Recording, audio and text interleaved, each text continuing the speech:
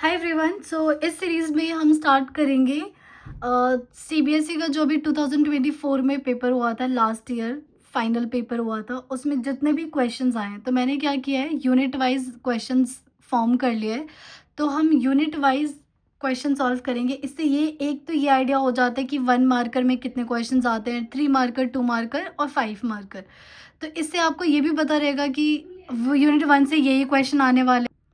तो ऐसे करके हम सारे यूनिट कवर करेंगे और वही वाले जो 2024 में क्वेश्चंस आए थे। और जब 2024 का ख़त्म हो जाएगा देन आई थिंक कि 2023 का जो पेपर हुआ था हम वो भी डिस्कस करें। तो स्टार्ट करते हैं फर्स्ट यूनिट से। First unit is number quantification and numerical applications. तो इसमें जो सबसे पहला क्वेश्चन था, फर्स्ट क्वेश्चन नहीं, ये तो मैंने अपना 1 डाला हुआ है। In a 1 kilometre race, this is from race and game. ये कहाँ से आया है? रेस एंड गेम से आया हुआ है।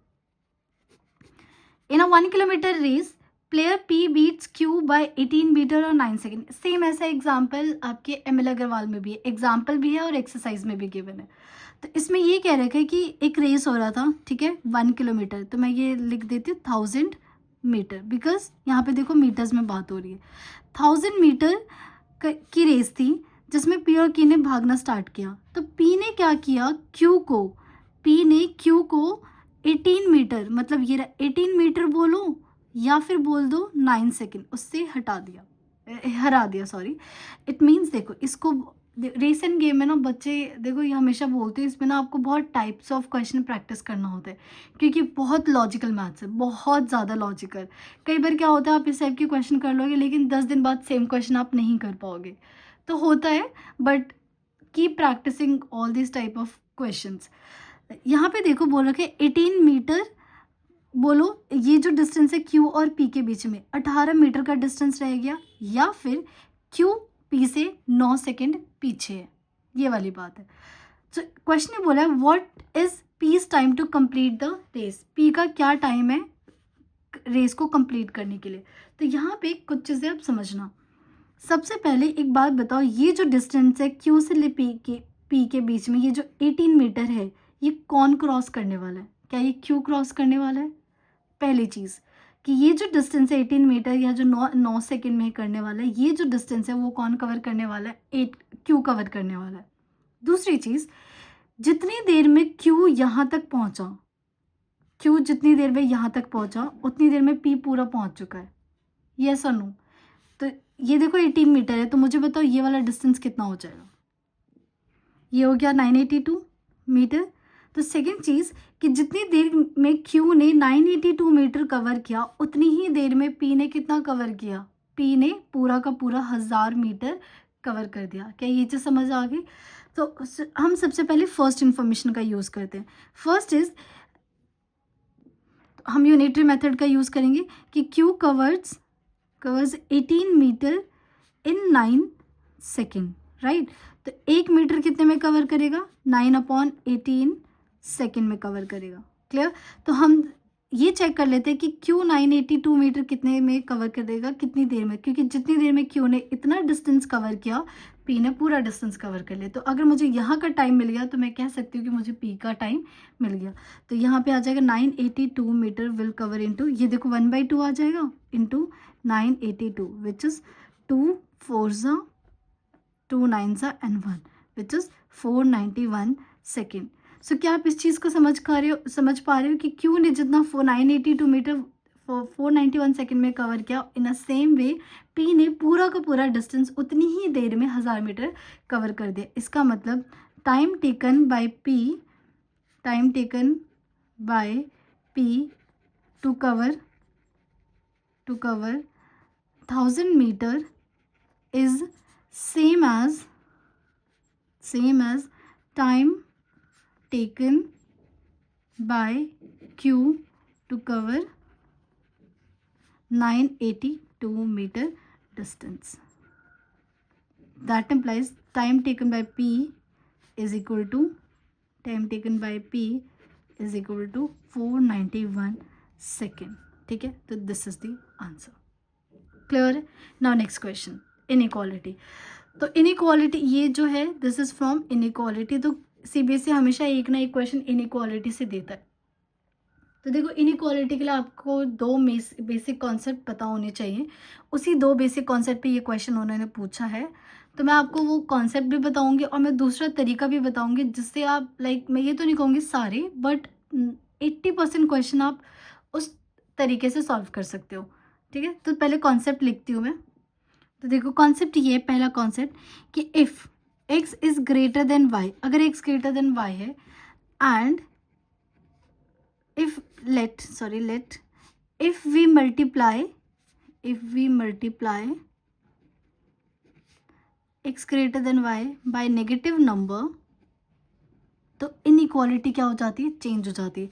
तो नेगेटिव नंबर, तो मैं जैसे माइनस से मल्टीप्लाई करोगे तो क्या आएगा, माइनस एक्स आएगा और यहाँ पे क्या आ जाएगा, माइनस वाई आ जाएगा। बट ये जो इनइक्वालिटी वो चेंज हो जाएगी इसमें। ओके, सेकंड यही चीज़ है कि अगर हमारे पास x ग्रेटर देन y है and if we divide bye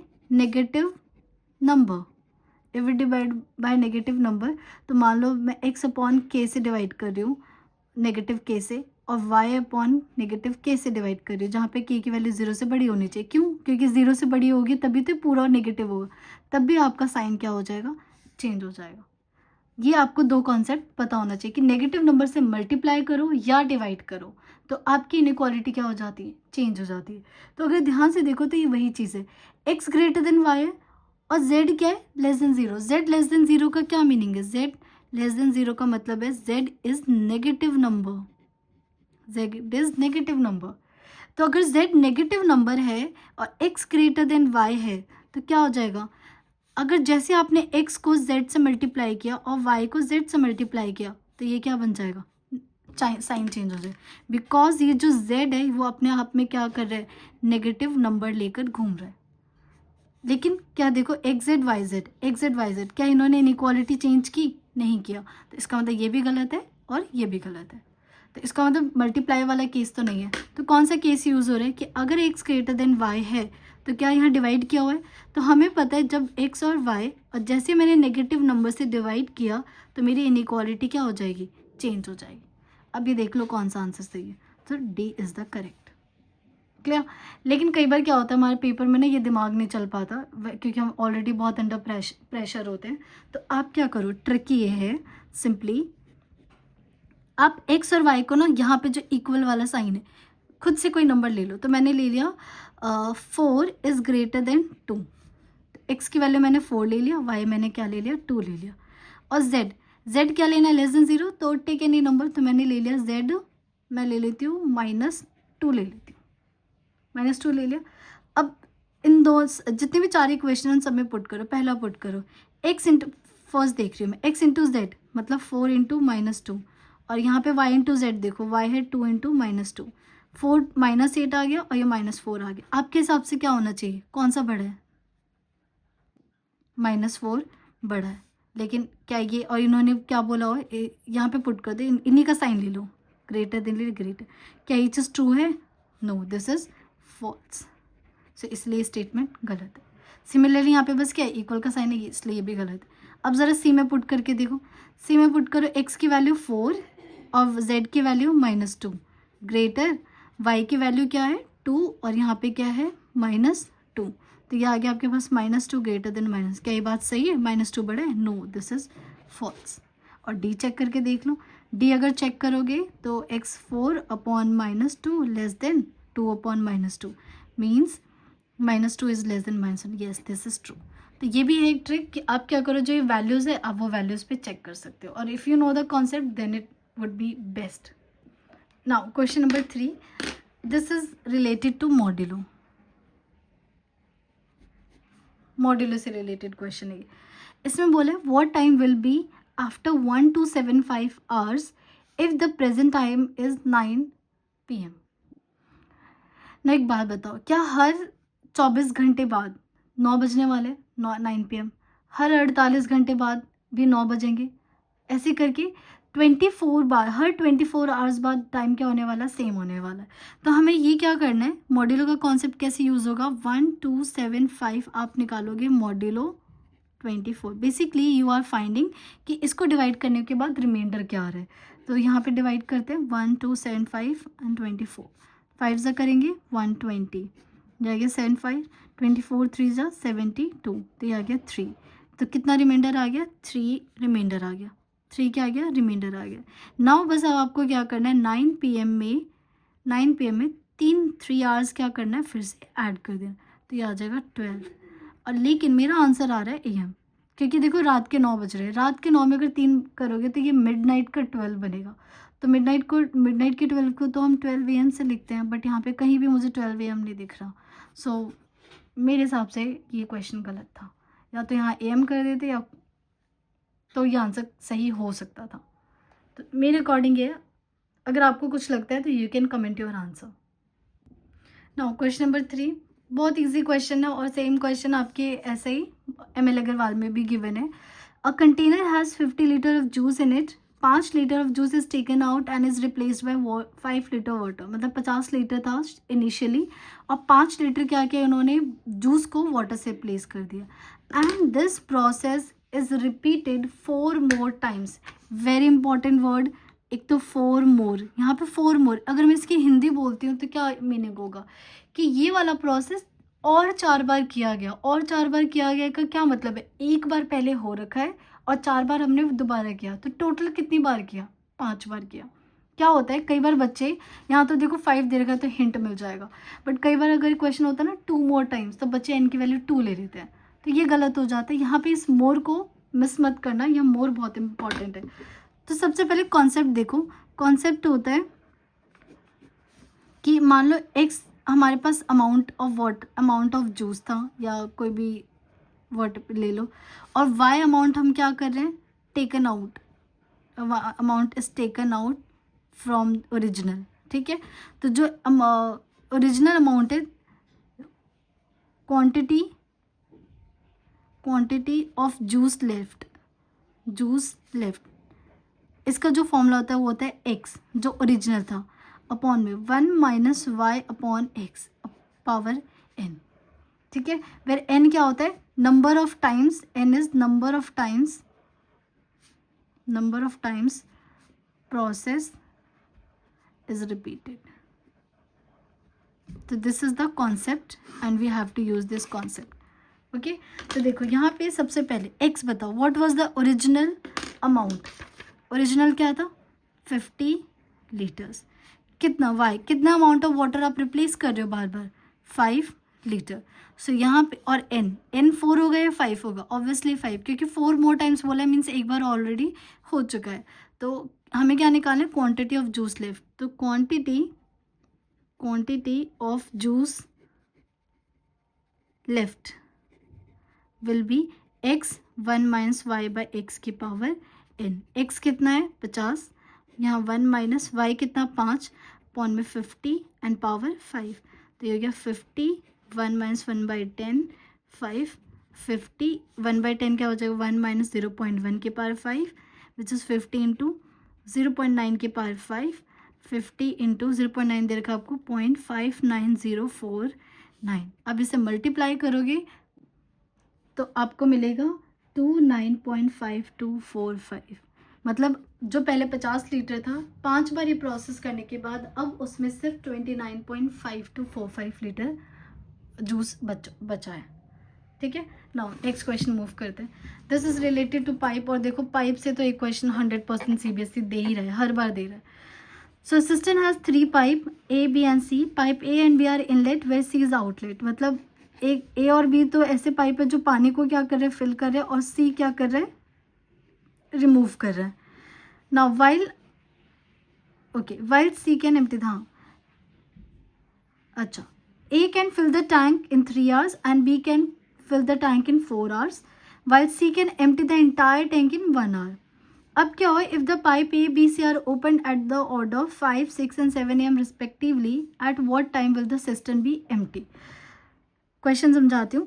एक पाइप A है, तो मैं टाइम से T डिनोटेड बाई A, मतलब टाइम टेकन बाई A कितना है 3 hours to fill the tank. Time taken by B 4 hours, और time taken by C to remove, to empty the tank is equal to 1 hour. मतलब पूरा अगर टंकी भरा हुआ है तो 1 घंटे में पूरा टंकी क्या कर देगा, खाली कर देगा। क्लियर। अब क्या किया, शाम के बज रहे थे 5, शाम के नहीं, सुबह के 5 बज रहे थे, फिर 6 और फिर 7। ए सबसे पहले 5 बजे ए वाले टंकी को चलाया, ए वाले पाइप को चलाया। उसके बाद फिर यहाँ पे क्या किया, बी पाइप को चलाया 6 बजे, और फिर लास्ट में सी 7 बजे किसको चलाया, सी को चलाया। तो देखो जब ए चला तो ए ने 1 घंटे तक काम किया, है ना, 5 से 6 1 घंटा अकेला काम कर रहा था। फिर 6 बजे के बाद ए और बी दोनों ने मिलके काम किया, कितने बजे तक, 7 बजे तक काम किया। मतलब यहाँ इस 1 घंटे के आवर्स में ए और बी दोनों काम कर। Now after 7 AM A B C तीनों के तीनों टंकी, तीनों के तीनों पाइप मिलके क्या कर रहे हैं, काम कर रहे हैं। मतलब वेयर ए एंड बी तो फिल कर रहे हैं और सी क्या कर रहे हैं, रिमूव कर रहा है। ये चीज़ याद रखना। तो देखो जब भी हम टाइम लेते हैं ना, सबसे पहले हम निकालते हैं एफिशिएंसी। क्या निकालते हैं, ये तो मैंने अभी समझाया। नेक्स्ट करते हैं। ओके, अब देखो टाइम टेकन बाय ए क्या है, 3 आवर है। इसका मतलब 3 घंटे में वो पूरा काम क्या कर रहा है, फिल कर रहा है, पूरा पाइप टैंक क्या कर रहा है, फिल कर रहा है। तो एफिशिएंसी ऑफ ए पाइप ए, और इसको हम क्या बोलते हैं, इसे हम क्या लिखते हैं, part of the tank filled by A. देखो 3 घंटे में पूरा काम कर रहा है, तो 1 घंटे में कितना काम किया होगा इसने, 1 घंटे में कितना काम किया होगा, 1/3। तो एफिशिएंसी कैसे निकालते हैं, हमेशा जब भी आपको पूरा काम गिवन है और हम उसका पार्ट ऑफ द टैंक निकाल लेते हैं कि वो एक काम कितने 1 आवर में कितना काम करेगा, वही हमारी क्या बन जाती है, एफिशिएंसी बन जाती है। तो एफिशिएंसी ऑफ पाइप ए कैसे निकालेंगे, part of the tank filled by A in 1 hour. 3 घंटे में पूरा काम करे तो 1 आवर में कितना काम किया होगा इसने, 1/3। इन अ सेम वे हम निकालेंगे एफिशिएंसी ऑफ बी पाइप। ये कैसे निकालेंगे, part of the tank filled by B in 1 hour, कितना हो जाएगा, 1/4। अब निकालेंगे efficiency of C pipe, means part of the, देखो सी तो क्या कर रहा है, पानी रिमूव कर रहा है, तो क्या लिखेंगे, part of the tank removed. और क्वेश्चन ये पूछा गया है कि 5, 6 और 7 बजे जब ए बी सी ने चलना शुरू किया तो कितनी देर, देखो 1 घंटे में पाइप ना खाली कर रहा है, तो इसका मतलब सी का जो स्पीड है ना वो सबसे ज़्यादा है, सी की एफिशिएंसी सबसे ज़्यादा है। तो जब तीनों मिलके काम करेंगे ना तो सी क्या करेगा, टंकी को खाली कर देगा। तो ये कह रहा है कि जब तीनों मिलके काम करेंगे तो टंकी जो होगी ना कितनी देर में एम्प्टी हो जाएगी, एट व्हाट टाइम, कौन से टाइम पे। तो मैं ये देख लेती हूँ, मुझे नहीं पता कितनी देर ये तीनों पाइप काम करने वाले, तो आई अज्यूम कि x आवर्स टाइम लेता है टोटल एम्प्टी होने में। तो हम अज्यूम कर लेते हैं लेट x आवर्स, तो इसका मतलब क्या, A pipe A worked for x hours, ठीक है, and B pipe worked for how many, x - 1 hours, 1 घंटा कम काम किया, and C pipe worked for x - 2 hours. ठीक है, अब हम पाइप में इस टाइप के क्वेश्चन में कॉन्सेप्ट यूज़ करते हैं, जो वर्क होता है, वर्क क्या होता है, टाइम, कितना टाइम ले रहे हैं, इनटू में एफिशिएंसी, किस एफिशिएंसी से काम कर रहे हैं। हम हमेशा ये वाला कॉन्सेप्ट क्या करते हैं, यूज़ करते हैं। चलो अब ए ने कितने देर काम किया, वर्क डन बाय ए ने फिल किया, फिर वर्क डन बाय बी ने काम किया, फिर वर्क डन बाय सी, और एंड में हमारी टंकी खाली हो रही है, भर रही है। जब अगर टंकी फिल हो रही होती है तो हम लिखते हैं 1 कि पूरा एक काम हुआ, और जब टंकी खाली हो रही होती है तो हम लिखते हैं हमेशा 0, क्योंकि काम यहाँ पे क्या हो रहा है, 0 हो रहा है। जो भी काम किया तो सब वैनिश हो रहा है। तो ए ने कितना टाइम किया, x टाइम किया, इनटू एफिशिएंसी ऑफ ए क्या था, 1/3। सिमिलरली बी ने कितनी देर काम किया, x - 1 काम किया, और किस एफिशिएंसी से काम किया, 1/4। और सी ने कितनी देर काम किया, x - 2, और कितनी एफिशिएंसी से काम किया, 1 एफिशिएंसी से, इक्वल टू 0। तो ये हो गया आपके पास x/3 प्लस x - 1/4 और x माइनस 2 इक्वल टू 0। एलसीएम कितना आएगा 12 आएगा, तो ये आ जाएगा आपके पास 4x plus 3x minus 3 plus 12x minus 24 equal to 0। तो यहाँ से आएगा, इसको और इसे सॉल्व करोगे। एक गलती हो गई, देखो जो सी काम कर रहा है वो काम जोड़ रहा है या घटा रहा है। सी यहाँ पे काम क्या कर रहा है, काम को ख़त्म कर रहा है, क्योंकि ये क्या कर रहा है, एम्प्टी कर रहा है टैंक को, तो यहाँ पे माइनस हो गया, वो बाय मिस्टेक। सी क्या कर रहा है, काम को ख़त्म कर रहा है, तो ये माइनस हो गया और ये प्लस हो गया, राइट। तो ये हो गया आपके पास minus 5x equal to minus 21, x की वैल्यू 21/5। तो इसे सॉल्व करेंगे तो ये आएगा 4.2। तो 4.2 आवर्स का मतलब है, आवर्स का मतलब है 4 आवर और 6 मिनट, 4 आवर 6 टू 12 मिनट्स। इसका मतलब जब ए ने यहाँ से काम करना शुरू किया था, उसके बाद टोटल 4 घंटे लगे, जब ए बी सी तीनों ने मिलकर क्या कर दिया, पानी को ख़त्म कर दिया। तो ए ने शुरुआत कितने बजे की थी, ए ने शुरुआत की थी 5 बजे। इसमें आप क्या कर दो, 4 आवर 12 मिनट्स ऐड कर दो, तो you will get 9 hour 12 minutes. 9, ये टाइम हो गया 9:12 विच इज़ AM, क्योंकि सुबह के 5 बजे शुरू हुआ था और फिर 4 घंटे तक काम चला है। सुबह के 5 बजे शुरू हुआ था ये काम और फिर 4 घंटे तक ये काम चला है, तो ये हो गया 9:12 AM। तो this is the answer. I hope आपको क्लियर हो। अगर कोई डाउट होगा तो आप ज़रूर कमेंट करना। Thank you everyone.